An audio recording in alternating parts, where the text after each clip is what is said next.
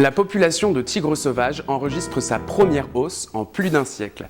100 000 en 1900, il n'était plus que 3 200 en 2010 lors du dernier recensement. Surprise, en 2016, la population a augmenté de 690 tigres sauvages et passe à 3 890. Pour Stéphane Ringuet de la WWF, cette hausse peut être le résultat de l'amélioration des méthodes de comptage. Les tigres sauvages restent une espèce en voie d'extinction. Pourquoi? La réduction de leur espace naturel, certes, mais aussi et surtout le braconnage, en particulier pour la médecine traditionnelle chinoise.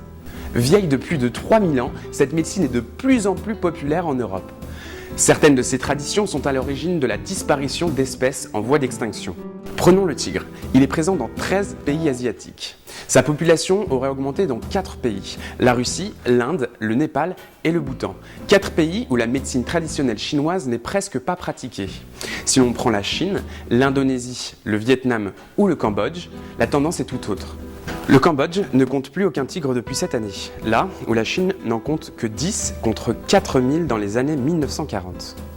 Mais alors, pourquoi le tigre? Selon la médecine traditionnelle chinoise, ses griffes et ses dents seraient un remède contre la fièvre et l'insomnie. Ses yeux et sa bile permettraient de combattre l'épilepsie, ou encore son cerveau qui serait un remède contre la fatigue et les boutons. Mais selon la WWF, ces vertus n'ont aucune preuve scientifique.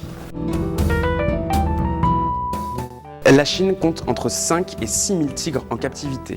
Selon l'agence d'investigation environnementale, leurs cadavres sont au centre d'un immense trafic d'organes. C'est le cas notamment de leurs os, trempés pendant plusieurs mois dans l'alcool de riz pour créer du vin de tigre, un breuvage supposément aphrodisiaque.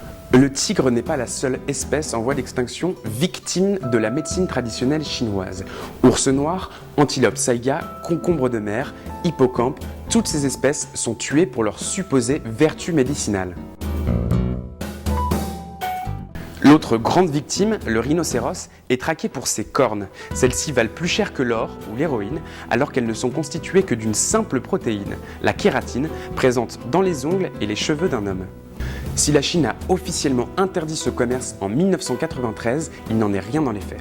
D'autant plus que l'utilisation de gélules pour commercer ces produits les rend intraçables à l'étranger.